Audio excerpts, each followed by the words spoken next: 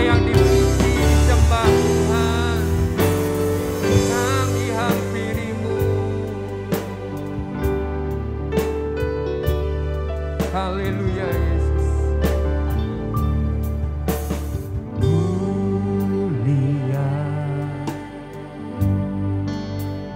sembah Raja mulia bagi Yesus, bagi Yesus,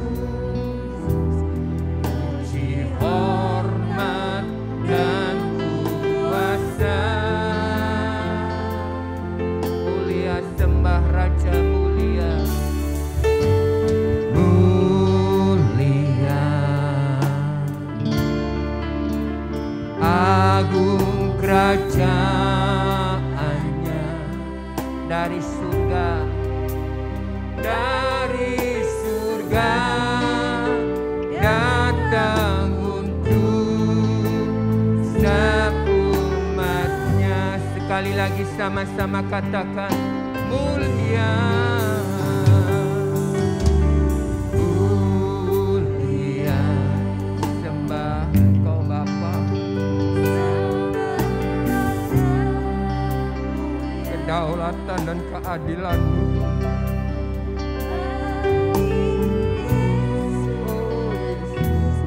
Puji hormat dan kuasa. Mulia, mulia, agung kerajaannya dari surga datang untuk setiap umatnya. Dipuji, disembah namamu, dipuji, ditinggikan namanya Yesus, namamu Yesus. Hormatlah, muliakanlah Yesus Raja. Oh, mulia, sembah Raja mulia. Dia telah mati, dibangkitkan jadi Raja. Mulia namamu Tuhan.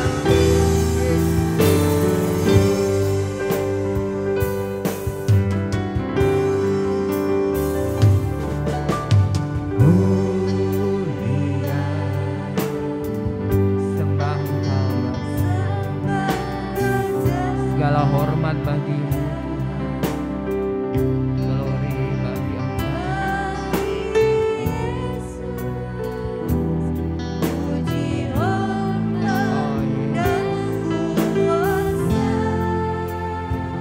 Oh, glory, haleluya. Mulia, agung kerajaannya dari surga datang untuk setiap umatnya. Kami puji, kami sembah Engkau Tuhan. Dipuji, ditinggikan namamu Tuhan. Namanya Yesus. Hormatlah, hormatlah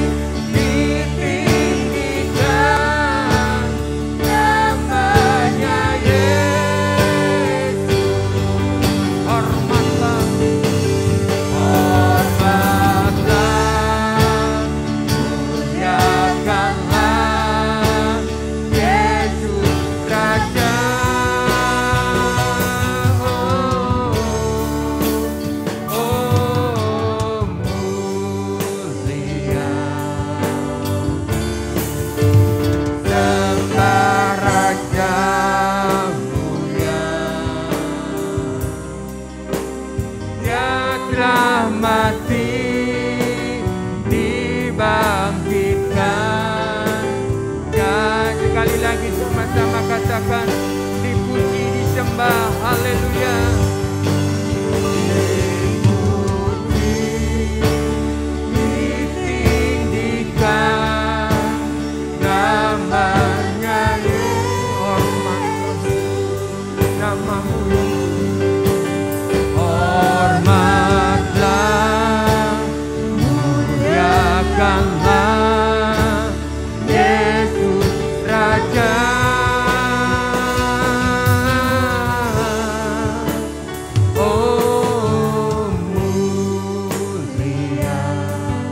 Namamu yang kudus, kami sembah Dia telah mati, dibangkitkan jadi raja. Dia telah mati,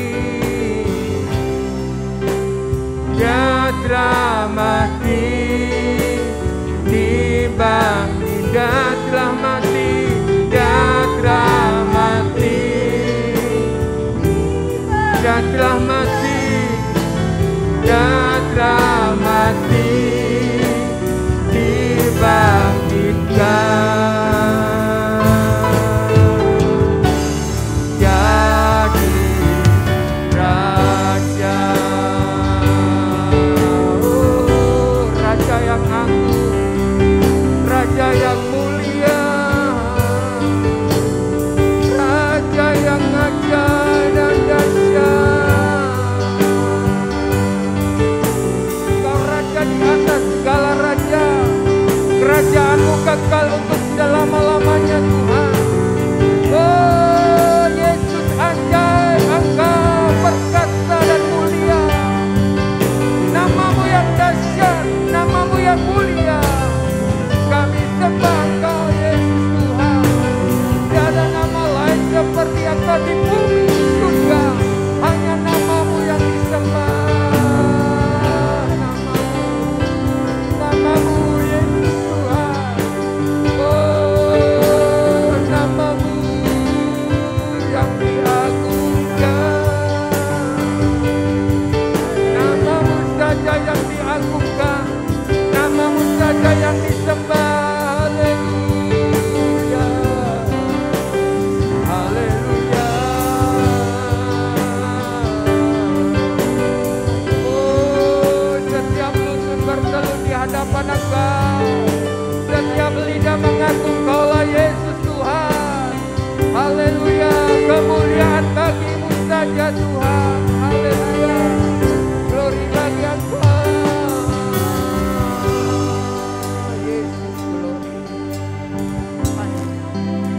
Glory, glory, glory. Oh God, glory, glory, glory bagi Engkau Yesus.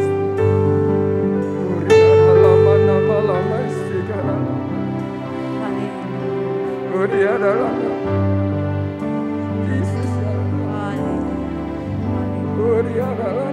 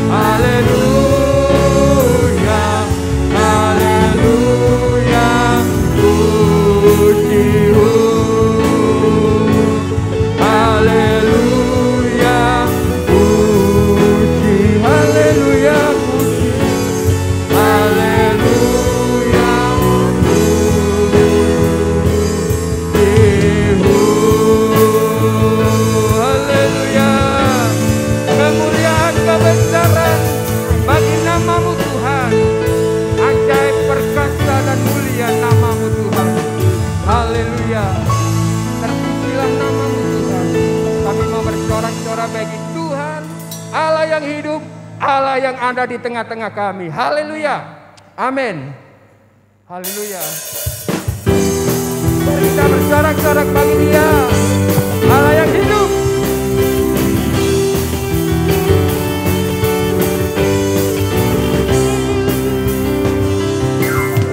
Bersorak-sorak hai umat Tuhan, kudus dan mulialah namanya. Besarlah Engkau Tuhan,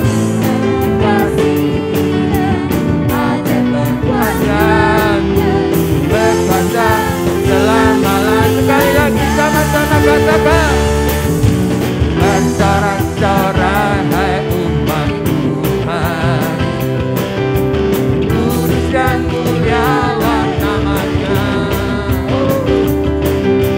Besarlah kasih-Nya, ajaib perbuatan-Nya, berkuasa selama-lamanya. Sama-sama katakan, Dia yang memerintah, Dia layak terima segala pujian bagi Dia yang bertata surga bumi dan menyembah di hadapan-Nya.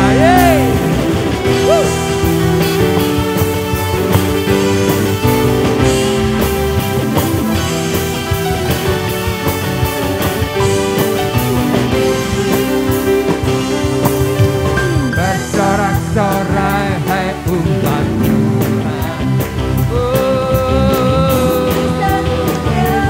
Tuhan. Besarlah kasih-Nya, ajaib perbuatan-Nya, berkata selama-lamanya. Bagi Dia yang memerintah, layak terima segala pujian bagi Dia yang bertata surga bumi dan menyembah bagi Dia.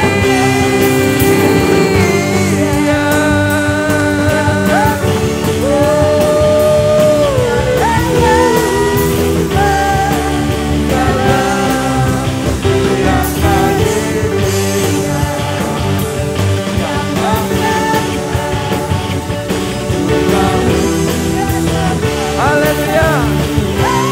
Jemaat sama-sama katakan, haleluya. Yang memerintah, Dia layak terima segala Pujian bagi Dia yang bertata surga bumi dan menyembah bagi Dia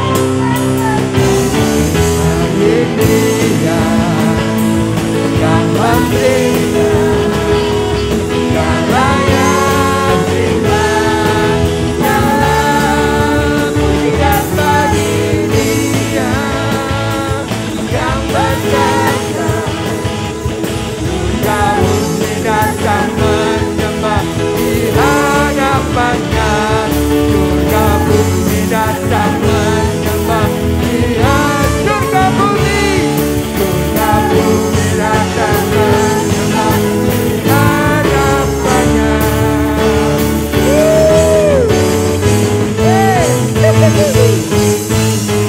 Haleluya. Pertolongan kita hanya ada di dalam tangan Tuhan. Amin. Haleluya.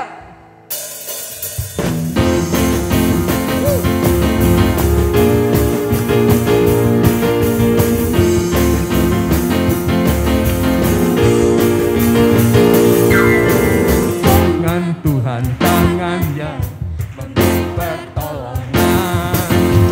Tangan Tuhan, tangan yang memberi kekuatan. Tangan Tuhan, tangan yang memberi kelepasan. Hanya tangan Tuhan. Sekali lagi, sama-sama tangan Tuhan.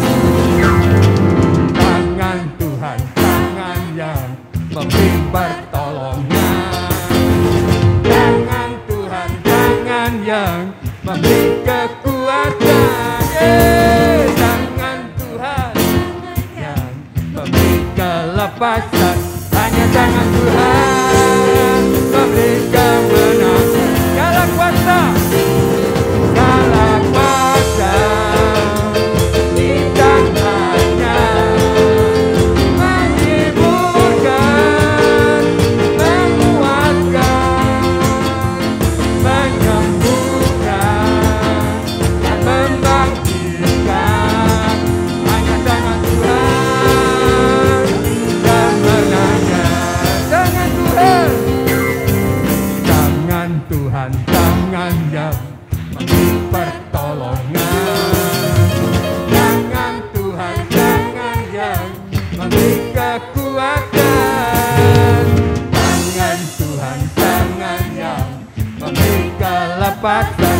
Hanya tangan Tuhan memberi kemenangan. Segala kuasa, segala kuasa di tangannya, menghiburkan, menguatkan, menyembuhkan, dan membangkitkan. Hanya tangan Tuhan memberikan segala kuasa, segala kuasa di tangannya, menghiburkan, menguatkan, menyembuhkan, dan membangkitkan. Sekali lagi, sekali lagi sama-sama katakan, segala kuasa, segala kuasa di tangannya, menghiburkan, menguatkan, menyembuhkan, dan membangkitkan. Hanya tangan Tuhan memberikan kemenangan. Hanya tangan Tuhan, hanya tangan Tuhan memberi kemenangan. Hanya tangan Tuhan, hanya tangan Tuhan memberi kemenangan. Haleluya. Silakan duduk saudara. Penolong kita selalu setia. Dia tetap setia apapun keadaan kita. Oh Yesus.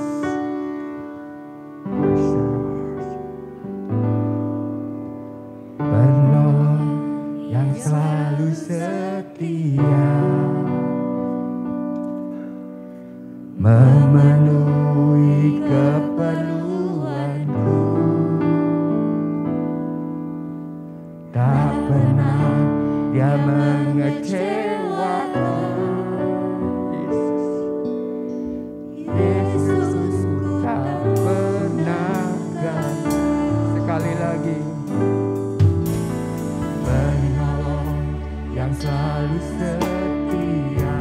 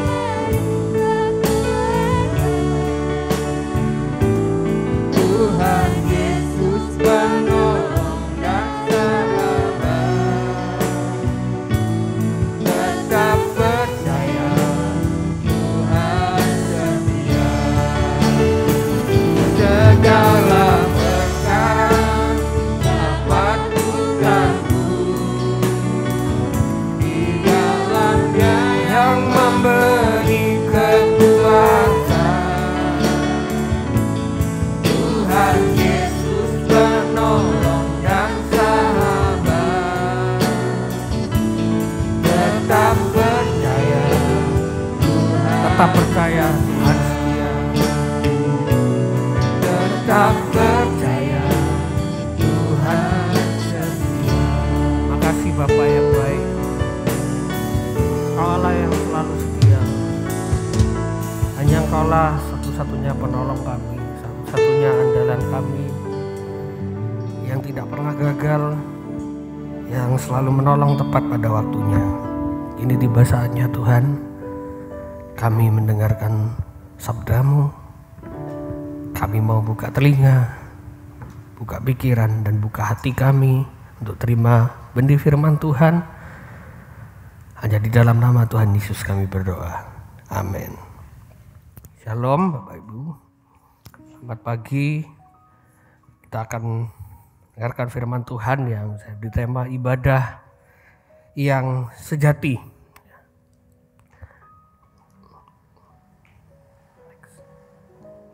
Next. Kita baca dulu dalam Roma 12 ayat yang pertama. Karena itu saudara-saudara, demi kemurahan Allah, aku menasihatkan kamu supaya kamu mempersembahkan tubuhmu sebagai persembahan yang hidup, yang kudus dan yang berkenan kepada Allah. Itu adalah ibadahmu yang sejati. Jadi dari ayat ini dikatakan mempersembahkan tubuh. Nah, pertanyaannya adalah tubuh yang mana? Dan ayat ini jelas ya. Kalau dibicarakan tubuh ya, secara utuh tubuh itu kita persembahkan untuk Tuhan. Nah, pusat dari tubuh ini adalah hati kita. Jadi hati itu kan kita mengatakan dari hati itu terpancar kehidupan. Kalau hanya tangannya saja yang kita serahkan untuk Tuhan tapi hatinya tidak, berarti belum benar-benar mempersembahkan tubuh. Karena ayat ini bicara secara utuh. Nah, kita akan belajar dari bangsa Israel. Dari Amos 6 nanti kita akan baca. Bagaimana Israel itu gagal memahami ibadah yang sejati. Karena menurut mereka ibadah sejati itu ritual keagamaan. Padahal ibadah yang sejati itu adalah mempersembahkan tubuh. Nah, orang-orang Israel ini tidak mengerti makna ibadah yang sesungguhnya.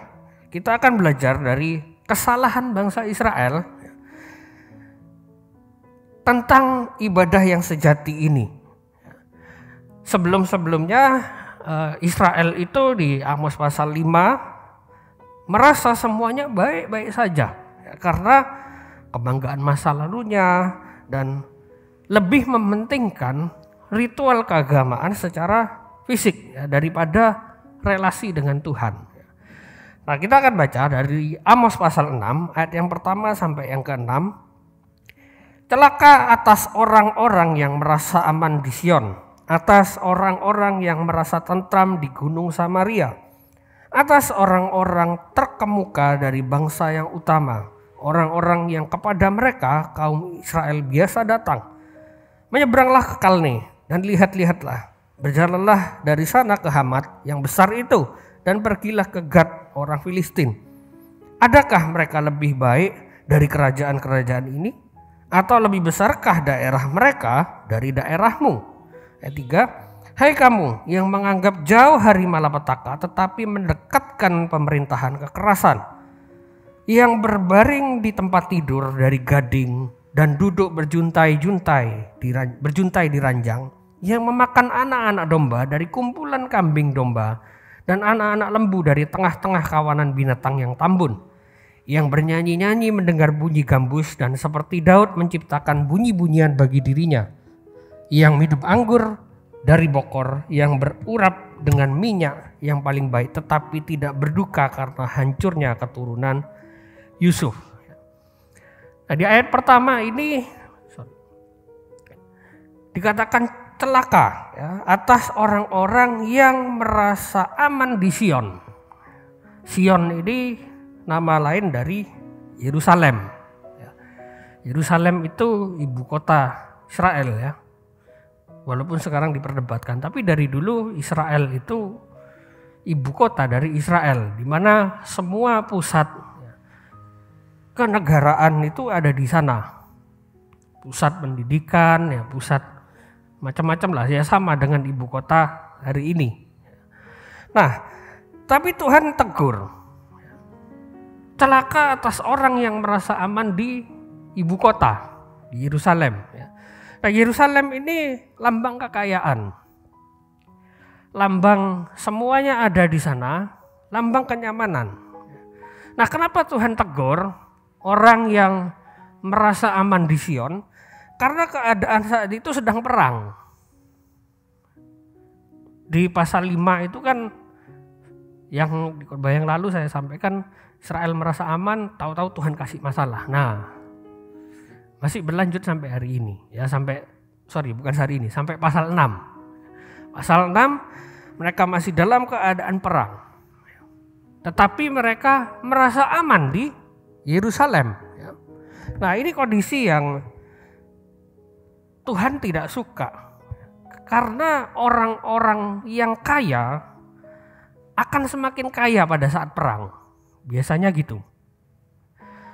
Karena orang-orang yang tidak kaya, dia sibuk mengamankan dirinya sendiri, tidak bisa bekerja.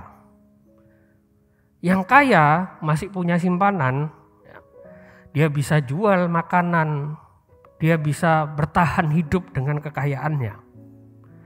Nah, orang-orang ini tidak tergerak hatinya kepada orang yang miskin. Makanya Tuhan marah, celaka. Ya. Di ayat yang ke-7 dan seterusnya itu dikatakan mereka akan mati. Tuhan benar-benar tidak suka dengan orang-orang yang tidak punya rasa belas kasihan kepada orang-orang yang miskin. Dan yang kedua, atas orang-orang yang merasa tentram di Gunung Samaria. Dua hal ini yang ingin saya soroti pagi ini.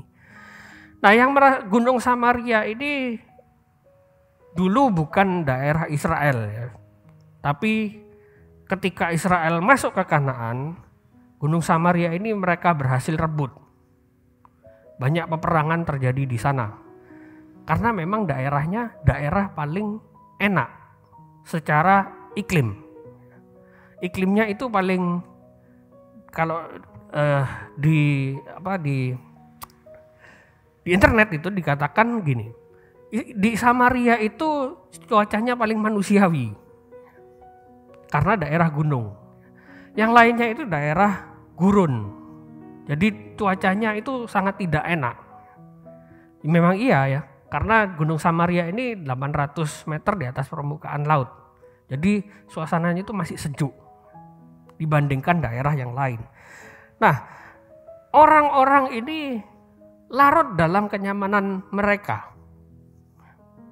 Mereka merasa nyaman di sana, tidak peduli dengan keadaan orang lain.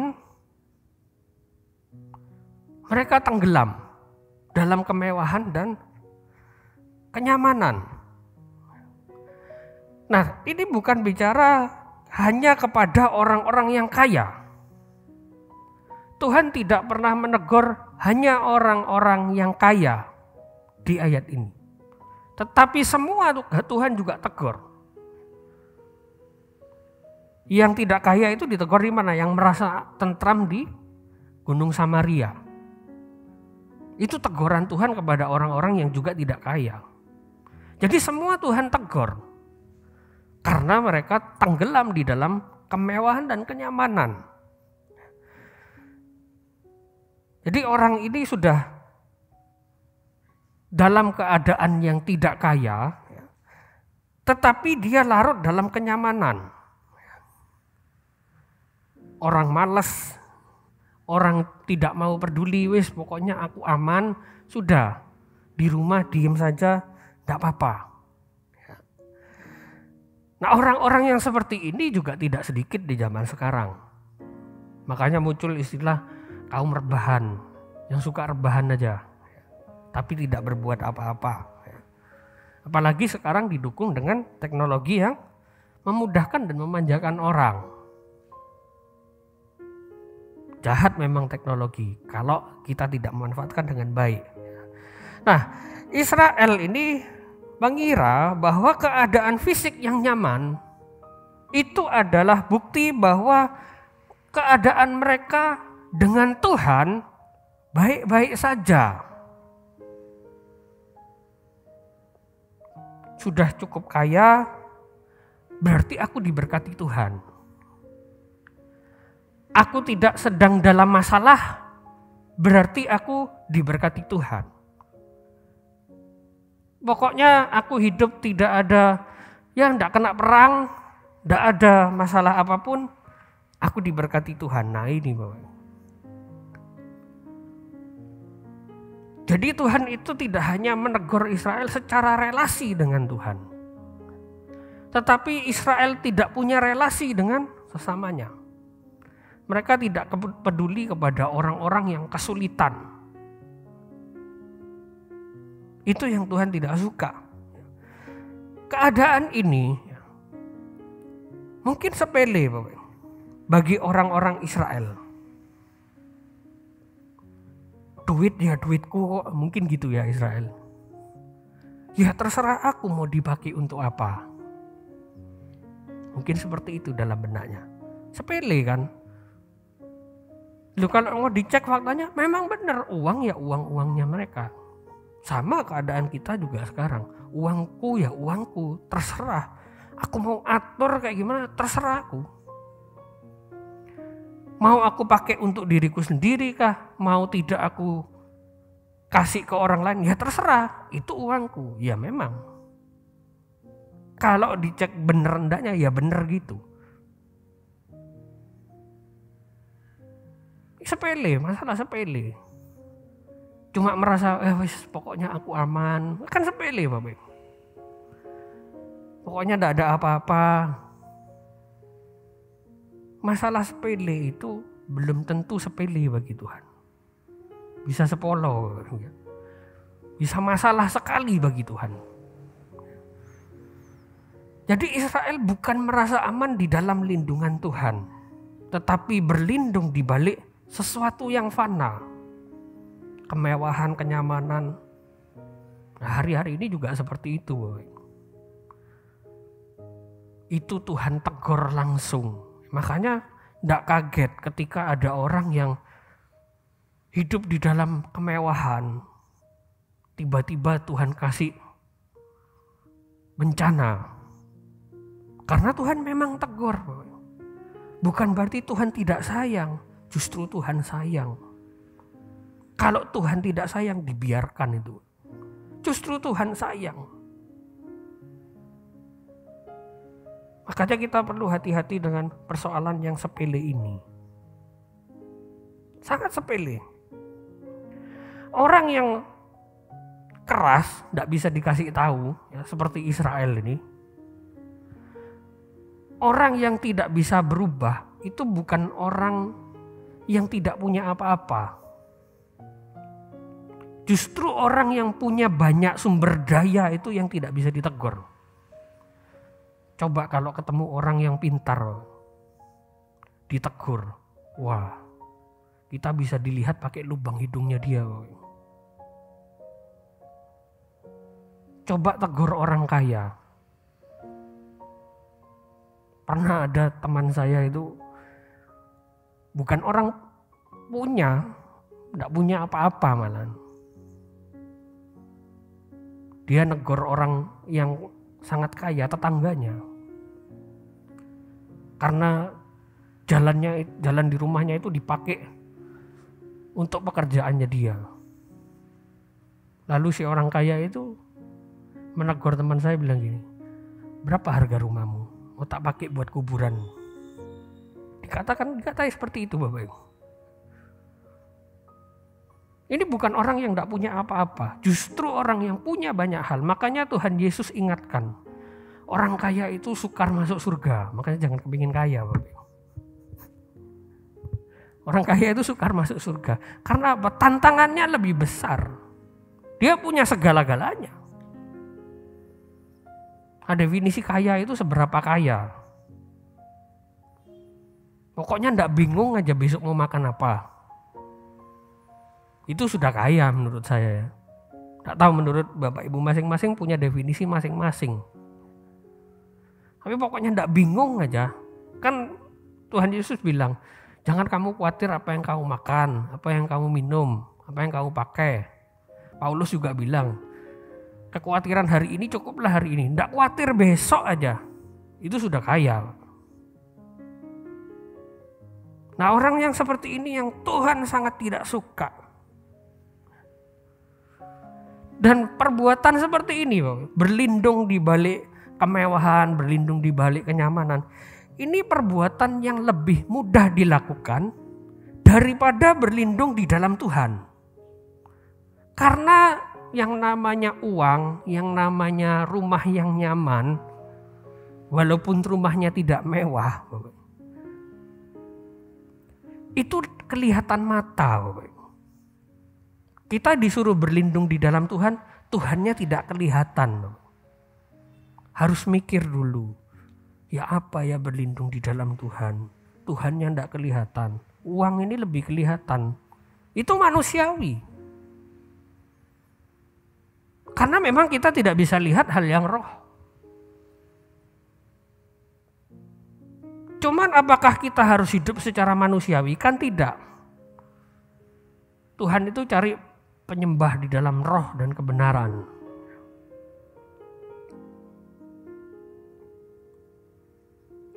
Nah, sama dengan halnya orang sekarang. Wong cuma beli ini kok. Duit ya duitku. Apa yang salah? Gitu ya. Aku lo tidak berbuat kriminal. Tidak menyakiti orang lain.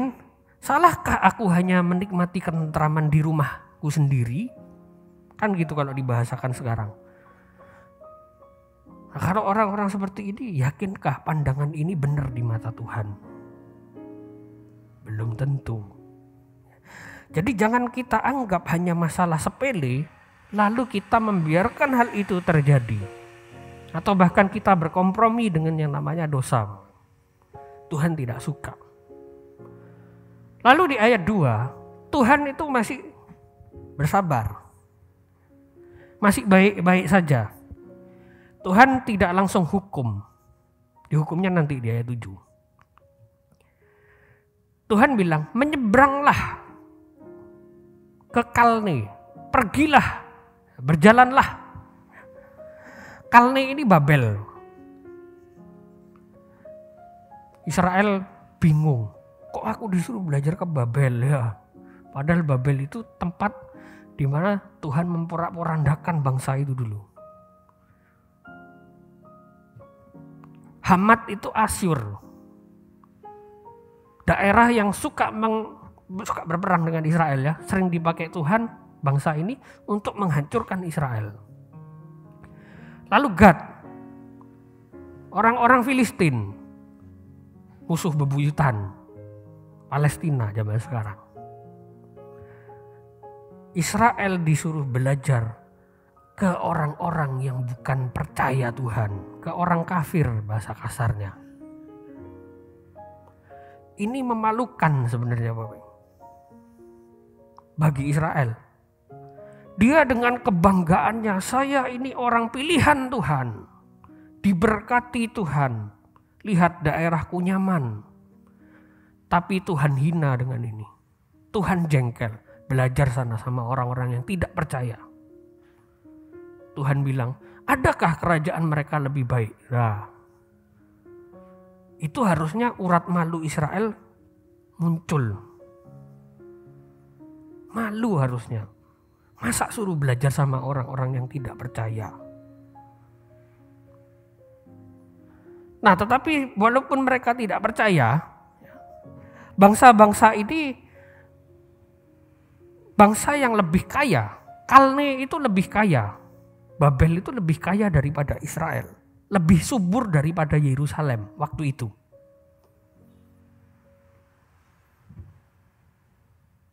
Dan Gad, daerah Filistin, Hamat, ya, itu jadi benteng terkuat di masa itu. Tidak bisa ditembus. Tuhan suruh belajar ke sana. Tuhan suruh lihat keadaannya. Dan ketika dilihat keadaannya, hancur tidak bersisa. Kalne tidak ada apa-apanya, Hamat tidak ada apa-apanya, Gad tidak ada apa-apanya. Tuhan bilang, daerah yang lebih kaya, daerah yang lebih nyaman, aku dengan mudah menghancurkan. Seperti itu. Jadi Israel, kamu jangan sombong. Yang lebih kaya, yang lebih kuat, yang lebih nyaman pun aku bisa hancurkan dalam seketika. Jadi kita jangan sombong karena kita nyaman, karena hidup di dalam kemewahan, punya ini dan itu, tidak bingung besok mau makan apa.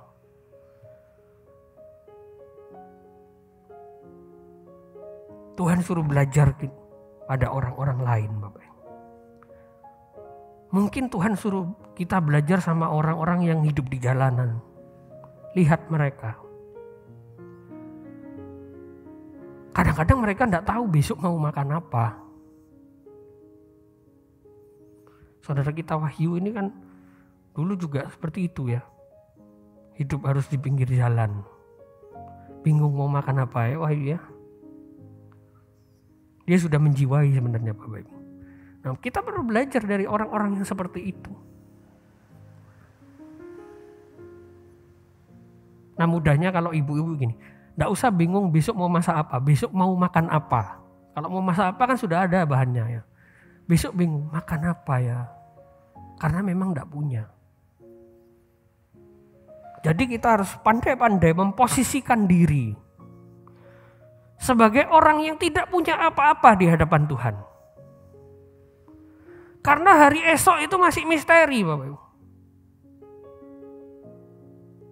Belum tentu apa yang kita punya hari ini besok masih ada, belum tentu. Lagi enak-enak tidur tahu-tahu kebakaran, habis. Bisa jadi Bapak Ibu. Banyak kasusnya kayak gitu. Kita harus belajar dari mereka. Supaya tidak terkena murkanya Tuhan. Ini pesan dari Nabi Amos. Belajar dari orang lain. Termasuk bukan orang percaya. Bahwa Tuhan itu dengan mudah menghancurkan yang menjadi andalan kita. Masih baik loh Tuhan itu. Kasih kesempatan Israel. Belajar dulu sana. Tidak langsung dihukum. Lihat.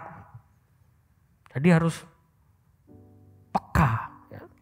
Harus bisa menarik suatu pelajaran dari kisah hidup orang lain. Pengalaman itu pengalaman yang baik. Tapi pengalaman orang lain itu pengalaman yang terbaik. Kita tidak harus ngalami.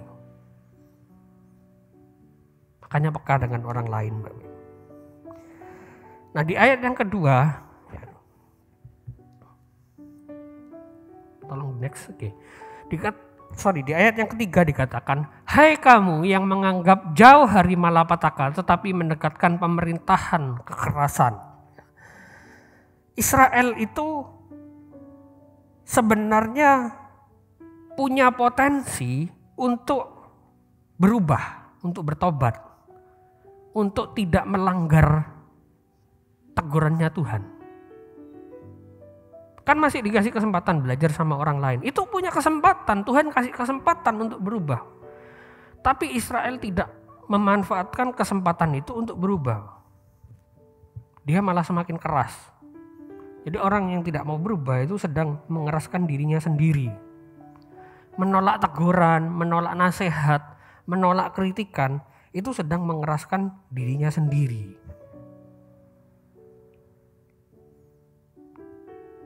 Kalau zaman sekarang cari-cari masalah. Sudah tahu sama dokter tidak boleh makan yang berlemak, tidak boleh makan yang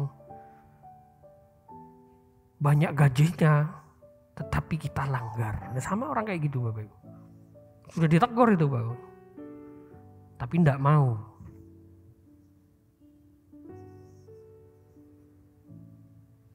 Sudah dikasih tahu ya.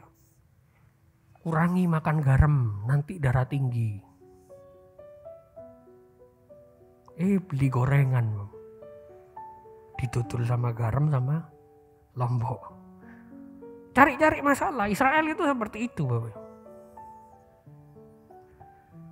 Kalau dalam keadaan seperti itu, ingat-ingat lagu sekolah minggu itu. Hati-hati gunakan mulutmu gitu. Hati-hati gunakan tanganmu.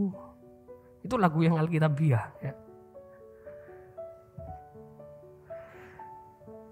Nah, jadi gimana ibadah yang sejati itu? Kita akan belajar dari kritikannya Tuhan. Tuhan mengkritik habis. Ibadah itu bukan ritual keagamaan, tapi hidupmu sehari-hari. Di ayat 4 sampai yang kelima ini, Tuhan kritik kepada Israel. Mereka banyak melakukan kesalahan-kesalahan dalam menjadi umat Tuhan. Yang seharusnya hidupnya itu untuk kemuliaan Tuhan. Jadi kita di gereja ini bukan ibadah Bapak. Ini ibadat. Acara keagamaan. Ibadahnya adalah bagaimana kita mempraktekkan firman Tuhan di luar sana, itu ibadah Bapak. Jadi kesini ini cuma ibadat. Ke gereja, belajar sesuatu, memuji Tuhan. Nah, memuji Tuhan ini ibadah juga. Dua hal sebenarnya. Tapi lihat posisi hatinya di mana. Kalau ada relasi dengan Tuhan itu ibadah. Kalau tidak ada relasi dengan Tuhan itu cuma ibadat. Nah, yang penting di mana? Di luar. Nah, Tuhan mengkritik. Di ayat yang keempat dikatakan, yang berbaring di tempat tidur dari gading dan duduk berjuntai di ranjang. Tempat tidur dari gading ini, kalau hari ini Bapak, punya tempat tidur dari gading itu sultan Bapak. Sangat-sangat kaya, gading itu mahal. Di daerah Lombok sana, kalau orang mau menikah, kan itu kan yang dijadikan gading itu dijadikan apa namanya? Uang pokok kalau orang Chinese bilangnya ya. Mahar pernikahan. Nah, saking mahalnya. Dan harganya tidak murah. Tuhan tegur tapi seperti itu. Orang-orang yang seperti ini, orang yang membuang kekhawatiran dan kecemasan mereka, dan mereka lebih memilih untuk menikmati kenyamanan dan tidak peduli dengan orang lain. Jadi cuma diem di kasur Bapak Ibu. Ini orang-orang yang seperti itu. Diem di kasur, sudahlah. Tidak ada apa-apa.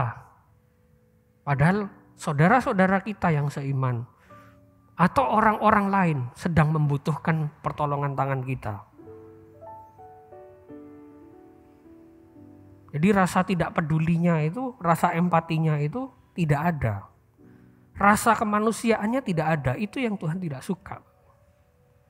Kok tidak peduli sih dengan orang lain? Padahal banyak loh orang di luar sana. Lalu berikutnya juga Tuhan tegur, yang memakan anak-anak domba. Dari kumpulan kambing domba dan anak-anak lembu dari tengah-tengah kawanan binatang yang tambun. Kalau menurut peraturan imamat, lembu-lembu yang tambun, anak-anak domba, itu persembahan untuk Tuhan. Tapi apa yang Israel lakukan?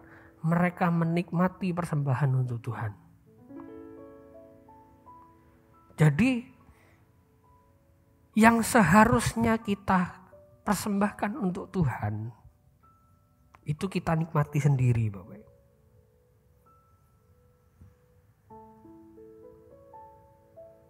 Tuhan benar-benar tidak suka. Aplikatifnya apa zaman sekarang? Mudah, beli barang-barang yang mahal.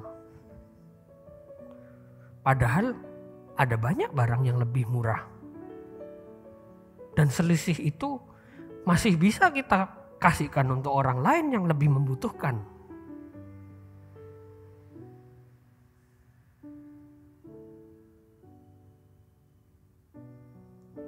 Ada banyak barang-barang mahal Bapak Ibu tahu sendirilah. Padahal itu masih bisa dipakai untuk orang lain. Nah, selanjutnya di ayat yang kelima Tuhan tegur, yang bernyanyi-nyanyi mendengar bunyi gambus dan seperti Daud menciptakan bunyi-bunyian bagi dirinya sendiri. Nah, ayat ini agak sulit ya dipahami. Ada banyak orang menafsirkan ayat ini. Tetapi menurut saya ayat ini adalah orang yang sedang bernyanyi mendengarkan bunyi gambus. Ini adalah orang yang sedang kehilangan akal sehat mereka. Kalau kita pahami dalam konteks zaman dulu. Zaman dulu itu bangsa Israel itu kalau ya banyak bangsa ya, tidak hanya Israel. Setelah mereka perang, selesai perangnya terus mereka menang, mereka nyanyi-nyanyi sambil mabuk. Makanya ayat ini dikatakan seperti Daud menciptakan bunyi-bunyian bagi dirinya sendiri, bukan bagi Tuhan. Ini cuma analogi, Bapak. Nggak tahu kenapa Nabi Amos pakai seperti Daud, ya saya juga bingung. Padahal Daud itu bermazmur juga untuk Tuhan. Ya mungkin ada kalanya Daud bermazmur untuk dirinya sendiri. Mungkin. Tapi orang-orang yang seperti ini, orang yang sedang kehilangan akal sehat mereka. Mereka mengejar kesenangan-kesenangan yang tidak penting.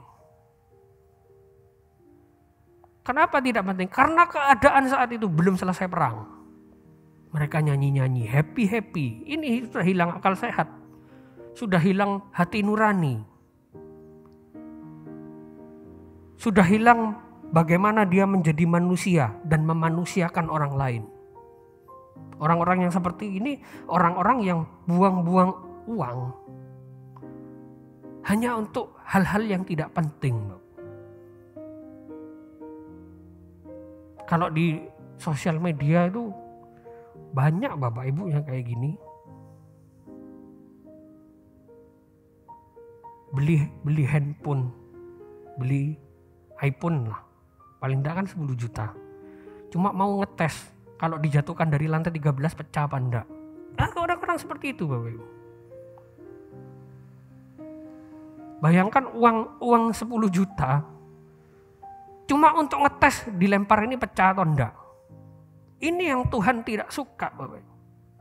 Padahal orang lain sedang butuh.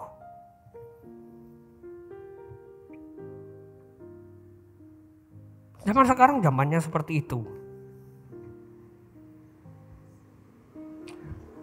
Jadi ibadah yang sejati itu apa? Ibadah yang sejati itu menggunakan tubuh yang telah Tuhan tebus dengan darah yang mahal untuk menjadi berkat bagi orang lain dan membawa dia kepada Kristus. Orang-orang yang nyaman, orang-orang yang tadi ya, yang seperti disebutkan tadi berbaring di tempat tidur gading. Israel ini kan pikirannya secara fisik. Sudah, pokoknya badanku nyaman. Duduk bagi Israel, wah pokoknya bokongnya aman aja. Nggak peduli orang lain. Jadi Israel itu masih berpikir parsial.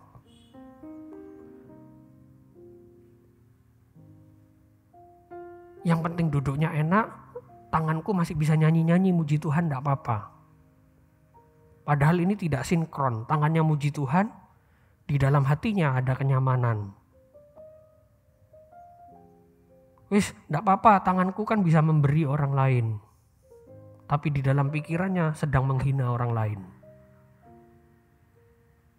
Itu yang Tuhan tegur, Bapak. Jadi ini bukan bicara soal bagian tubuh yang mana. Tapi ini bicara soal hati, Bapak. Tuhan Yesus pernah mengajar ya. Mengajar seperti ini. Kalau matamu menyesatkan kamu, cungkilah itu. Lebih baik orang masuk kerajaan surga dengan mata sebelah daripada mata yang lengkap tapi masuk ke dalam api neraka. Kalau tanganmu menyesatkan kamu, potonglah itu. Lebih baik orang itu datang ke surga dengan tangan yang buntung daripada tangan lengkap masuk neraka.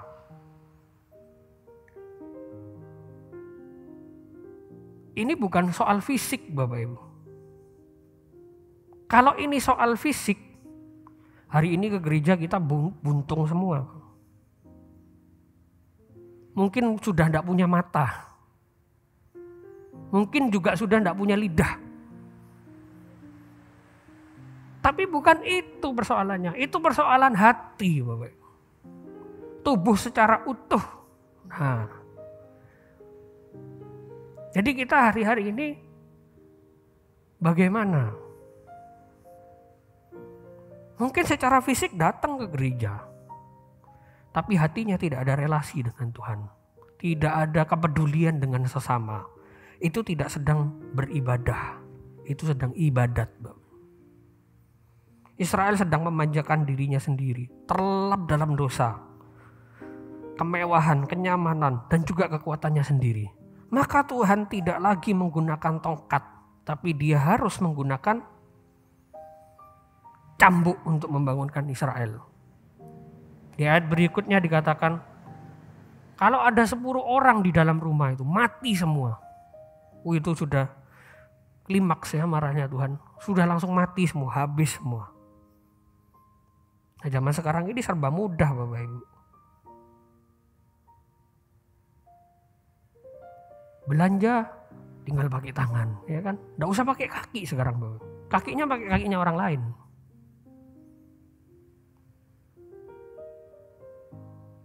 Semudah itu sekarang. Tapi Tuhan perintahkan kalau tanganmu menyesatkan penggal. Apa artinya? Bukan terus tangannya kita penggal. Ada seorang bapak gereja namanya Origen. Dia punya nafsu seks yang berlebihan. Ini muridnya rasul-rasul. Saya lupa muridnya Rasul Yohanes atau Rasul siapa. Atau Petrus mungkin. Murid langsung. Nafsu seksnya tinggi. Dia pahami ayat yang Tuhan Yesus tadi yang bilang. Kalau tanganmu menyesatkanmu, penggal. Dia mengkebiri dirinya sendiri. Bukan itu Bapak Ibu.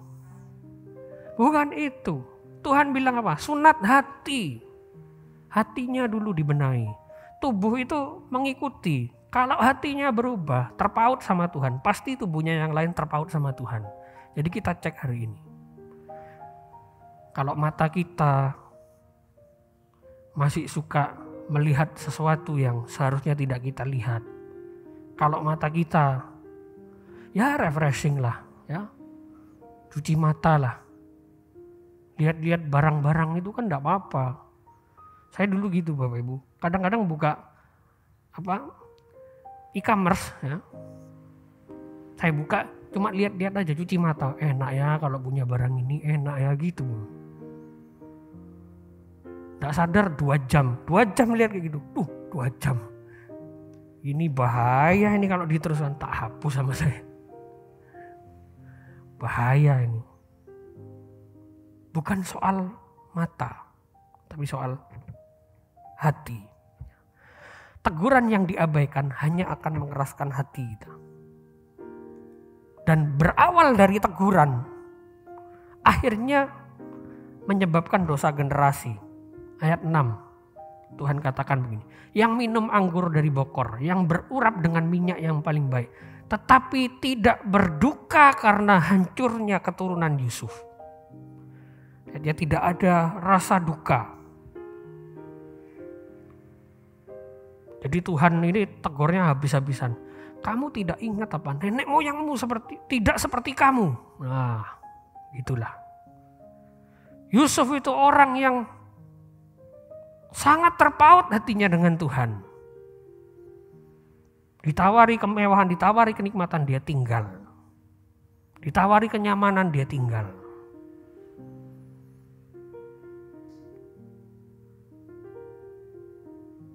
Hatinya terpaut kepada Tuhan. Coba kita ingat-ingat, kita analisa hari ini. Kira-kira saya lebih baik tidak dari nenek moyang saya, dari orang tua saya. Saya kira-kira saya lebih baik enggak? Atau jangan-jangan orang tua saya dulu begitu, tenggelam di dalam kemewahan, tenggelam di dalam kenyamanan. Akhirnya saya juga seperti itu. Nah, ini yang bahaya, Bapak. Kalau kita tahu dan kita sadar seperti itu, Tuhan bilang, penggal, berubah sunat hatinya. Jangan lagi hidup seperti itu. Ini dosa generasi yang tidak disadari, Bapak. Israel itu berapa ratus generasi sampai seperti itu. Karena dia tidak sunat hatinya, dia tidak penggal itu. Jadi jangan sombong, Bapak, dengan apa yang kita miliki. Kita bangga mungkin dengan tempat tidur kita. Enak, empuk, nyaman, spraynya mahal. Ingat, tempat tidur yang terakhir itu dirangkang, Bapak Ibu. Tanah. Tempat tidur kita yang terakhir itu tanah. Bukan peti, petinya habis nanti dimakan rayap. Bangga mungkin dengan wajah kita yang cakep, yang cantik. Wajah terakhir kita itu loh tengkorak. Umur 40, umur 50 sudah muncul di sini keriput. Masalah itu bagi wanita kan. Umur 50 sudah uban. Ingat, keadaan fisik kita terakhir itu tengkorak. Bangga kita mungkin dengan gelar kita. Gelar kita yang terakhir itu loh, almarhum. Bangga dengan kekayaan kita. Tidak dibawa mati. Bangga mungkin dengan handphone yang kita punya.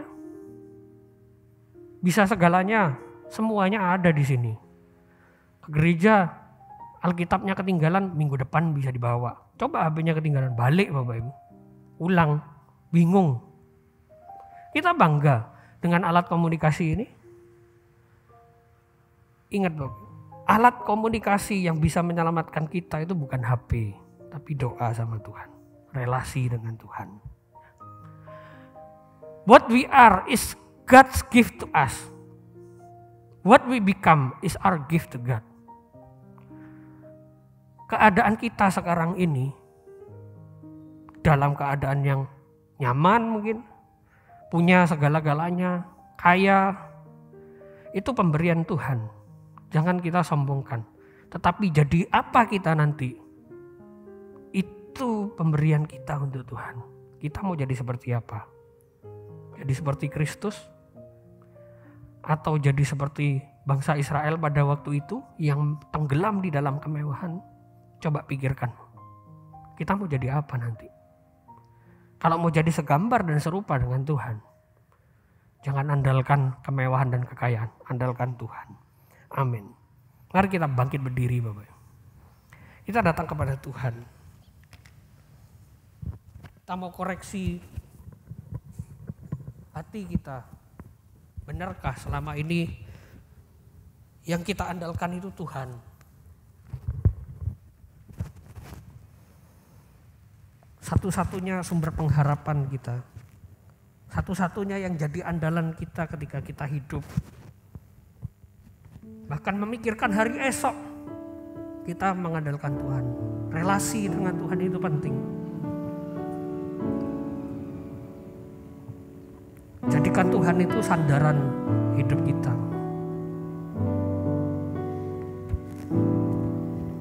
Engkau Tuhan yang setia,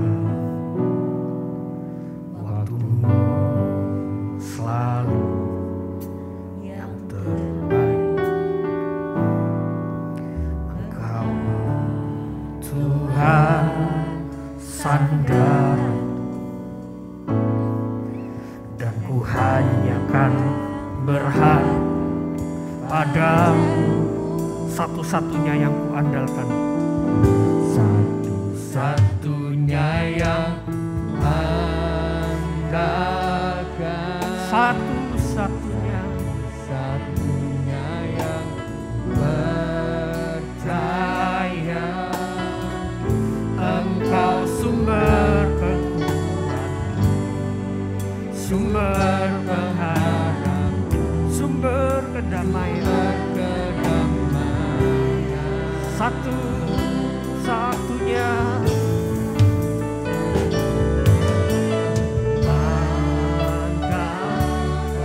Satu-satunya percaya, Engkau Tuhan memberkati, Tuhan penyembuh, Tuhan satu-satunya yang ku andalkan, yang ku percaya.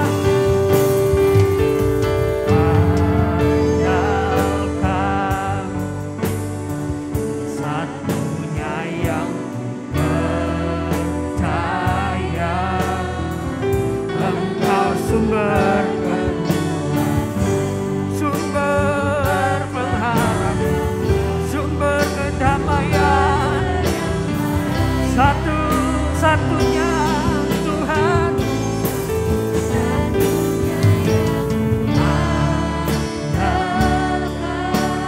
satu-satunya percaya. Engkau Tuhan memberkati, Tuhan penyembuh, Tuhan penyembuh. Mari kita merenung sejenak. Mungkin selama ini kita tidak sadar kesalahan yang sangat sepele. Kita larut dalam kemewahan, dalam kenyamanan hidup, dalam kemalasan. Kita bergantung kepada sesuatu yang fana, yang sifatnya hanya sementara, sepele. Hanya ada dalam pikiran. Kita malas berbagi, malas peduli dengan orang lain, malas peduli dengan pekerjaan Tuhan. Tuhan ampuni setiap kami, Tuhan. Kalau kami pernah berpikir seperti itu, bahkan kami sekarang sedang mengandalkan apa yang kami punya, Tuhan. Terima kasih Tuhan buat kesempatan-Mu untuk kami boleh mendengarkan firman-Mu, Tuhan. Sehingga kami boleh berubah, berbalik, berpaut, bersandar hanya kepada Tuhan satu-satunya yang jadi andalan kami dalam setiap kehidupan kami, yang jadi andalan kami di dalam pikiran kami, yang jadi andalan kami untuk kami menatap hari besok. Terima kasih Tuhan, Kau ubahkan setiap kami Tuhan, hati kami Tuhan, tegur kami Tuhan, jadikan kami umat-Mu yang hanya mengandalkan Engkau Tuhan. Ya Yesus, satu-satunya yang ku andalkan, satu-satunya yang percaya. Engkau sumber kekuatan, sumber pengharapan, sumber kedamaian, satu-satunya yang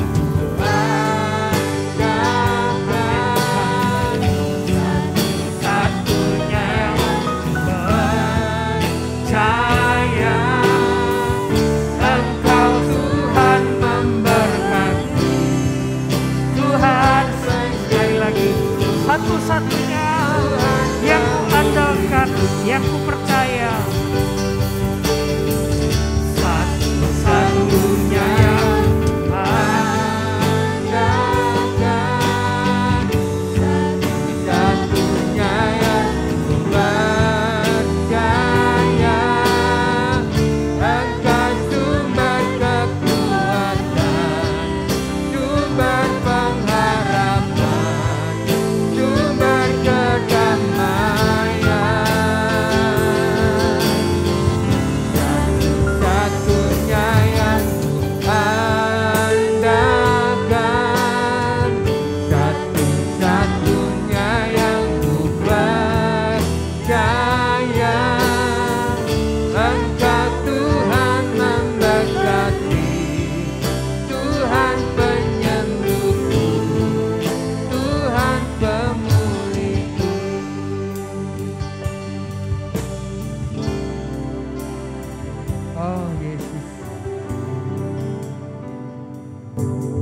Bawa kami untuk terus menyadari Tuhan, kami adalah bait kudus-Mu, tempat kediaman-Mu ya Tuhan. Dengan sepenuh hati dan seluruh hidup kami bawa hidup kami kepada Tuhan. Dan biarlah Engkau terus jadikan kehidupan kami saluran berkat bagi banyak orang ya Bapa. Kami tidak menikmati segala kebaikan-Mu itu di dalam hidup kami sendiri ya Tuhan. Tetapi kami rindu memberkati orang lain dengan kehidupan kami ya Tuhan. Sebab itu biarlah Engkau jadikan kami ya Tuhan, anak-anak-Mu yang boleh dinikmati oleh semua orang ya Bapa. Sebab itu Tuhan, beri kekuatan kami untuk kami menjalankan firman-Mu di dalam hidup kami setiap hari ya Tuhan. Berkati hamba-Mu yang sudah menyampaikan kebenaran-Mu. Berkati kami seluruh sidang jemaat-Mu ya Tuhan. Terima kasih ya Bapa. Kami naikkan segala hormat, syukur, pujian kami persembahkan di dalam nama Yesus Kristus. Kami persembahkan seluruh ibadah kami pada pagi hari ini di hadapan-Mu ya Tuhan. Kami bersyukur kepada-Mu untuk penyertaan-Mu dalam hidup kami sampai hari ini. Engkau berkenan bawa kami di hadapan-Mu ya Tuhan.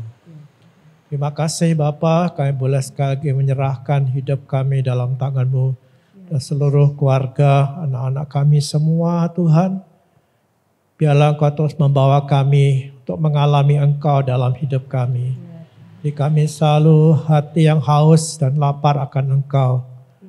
Tuhan, kami menyerahkan seluruh kehidupan kami, pekerjaan kami, pendidikan anak-anak kami ya Tuhan, kami taruh semua dalam tangan-Mu. Bapa, Engkau menolong kami untuk tetap pada jalan-Mu. Kami boleh mempersembahkan hidup kami hanya untuk kemuliaan-Mu ya Tuhan. Ingatkan kami selalu akan kebenaran-Mu ini ya Tuhan. Terima kasih Bapa, kami berdoa ya Tuhan untuk perlindungan kami semua, keluarga kami dari semua yang jahat. Tuhan menjagai kami, bahkan iman kami taruh dalam tangan-Mu. Bapak, kami berdoa untuk anak-anak-Mu yang sakit, Tuhan jamah mereka. Berikan hati mereka kekuatan terus untuk tetap berharap kepada-Mu ya Tuhan. Bangkitkan semangat mereka untuk terus berharap kepada Tuhan. Bapak, tolong jamah mereka Bapak. Terima kasih ya Tuhan.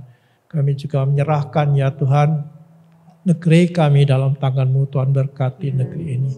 Bahkan di daerah kami di mana diam, kami percaya bahwa Tuhan terus akan bekerja melindungi dan membawa banyak orang percaya kepada-Mu Tuhan. Inilah kami ya Tuhan, pakailah kami menjadi alat dalam tangan-Mu untuk memberkati banyak orang dengan seluruh kehidupan kami. Terima kasih Bapa, kami juga berdoa untuk sekolah Bintang Harapan. Tuhan terus pakai sekolah ini ya Tuhan dan beri kami hati atas sekolah ini ya Tuhan, seperti Engkau menaruh hati atas sekolah ini. Terima kasih Bapa, kami percaya tangan-Mu yang berkuasa melindungi kami dalam perjalanan pulang sebentar.